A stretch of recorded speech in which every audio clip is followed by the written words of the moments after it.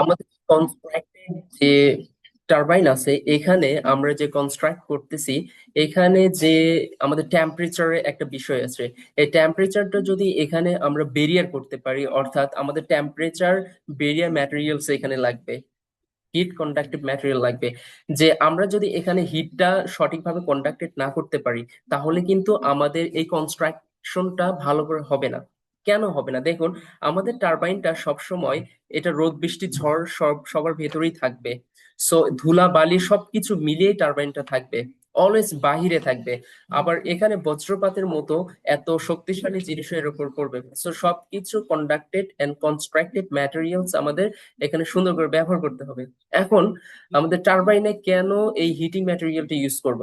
যদি আমরা টারবাইনটা সুন্দরভাবে কনস্ট্রাক্ট করতে চাই, তাহলে আমাদের এই হিটিং ম্যাটেরিয়ালটা এখানে ইউজ করতে হবে। আর হিট, যেহেতু এখানে হিটটা আসবে, টারবাইনটা অ্যাকসেপ্ট করবে এবং সেটা প্রডিউস করে বের করে দেবে।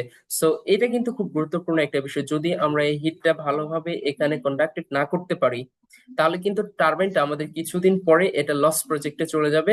যে আমাদের টারবাইনের বিভিন্ন ম্যাটেরিয়ালস যেগুলো আছে, ম্যাটেরিয়ালস গুলো নষ্টের পথে যাবে। সো এটা কিন্তু আমাদের লস হবে অনেক।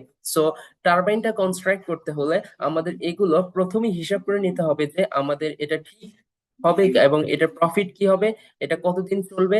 এর এক বছরের একবার টোটাল একটা হিসাব লাগবে যে আমাদের এই হিসাবে অনুযায়ী আমাদের এটা প্রফিট হবে। আর এটা প্রফিট হইলে আমরা নেক্সট ইয়ার চালাইতে পারবো। যে আমাদের কনজিউমার এত আছে, এই কনজিউমার অনুযায়ী আমরা এটা প্রডিউস করতে পারবো।